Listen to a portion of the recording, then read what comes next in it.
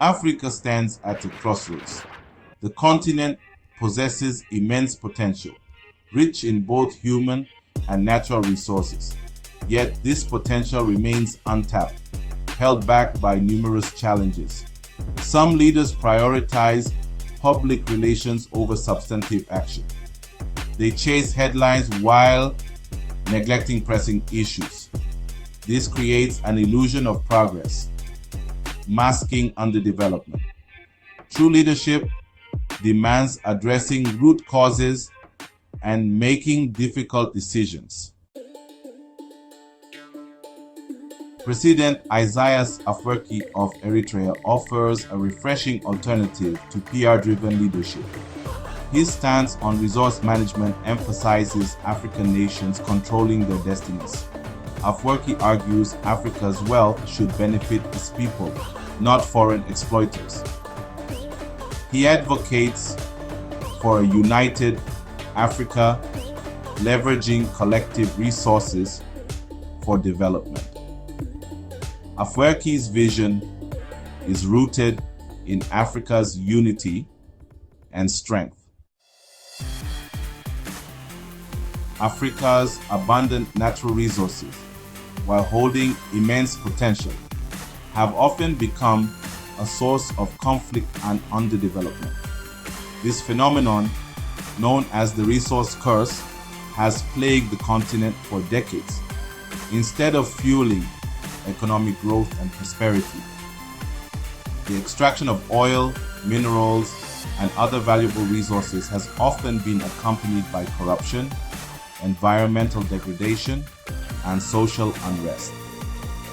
The resource curse is perpetuated by a complex interplay of factors, including weak governance, lack of transparency, and external pressure from multinational corporations and foreign powers seeking to secure access to Africa's wealth.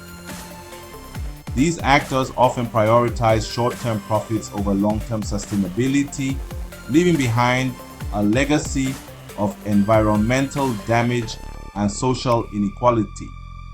Breaking the chains of the resource curse requires a fundamental shift in mindset and approach. African nations must prioritize responsible and sustainable resource management, ensuring that the benefits of resource extraction accrue to their citizens and not just to a select few. This requires strengthening institutions, promoting transparency and accountability, and investing in human capital to build a skilled workforce that can manage its resources effectively. Section 4. From Margin to Center. Reclaiming Africa's Narrative. For centuries, Africa has been marginalized and exploited. The transatlantic slave trade and colonialism left deep scars, stripping Africa of its resources and dignity. However, a new spirit of awareness and resistance is sweeping across the continent. Africans are challenging imposed narratives and demanding to be heard. From the streets to academia, there is a movement to reclaim Africa's narrative. Section 5. Solidarity and self-reliance, pillars of African progress. The challenges facing Africa are complex and multifaceted, requiring comprehensive and collaborative solutions. Regional solidarity and self-reliance are not merely aspirational goals, but essential prerequisites for achieving sustainable development and economic independence. Regional integration, exemplified by organizations like the African Union, offers a framework for cooperation and mutual support. By working together, African nations can leverage their collective strength to address shared challenges, promote intra-African trade, and create a more prosperous and interconnected continent. Self-reliance, on the other hand, emphasizes the need for African nations to reduce their dependence on external actors and to take ownership of their development trajectories.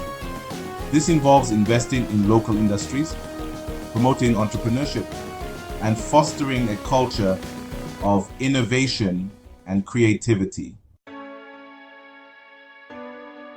Section 6, A New Dawn towards Sustainable Development and Pan-African Unity.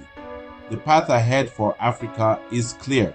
It is a path paved with the principles of self-determination, responsible governance, and regional solidarity.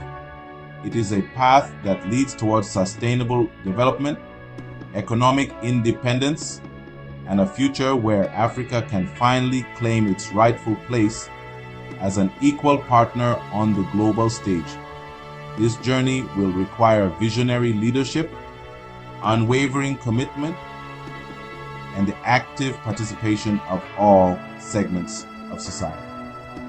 African leaders must embrace a new paradigm of governance, one that prioritizes the needs of their people over personal gain, and that recognizes that true progress is measured not in skyscrapers and highways, but in the well-being of its citizens.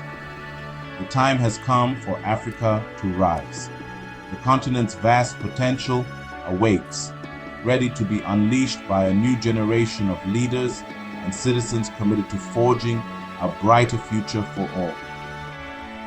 The dream of a united, prosperous, and self-reliant Africa is within reach. Let us seize this moment and work together to make this dream a reality.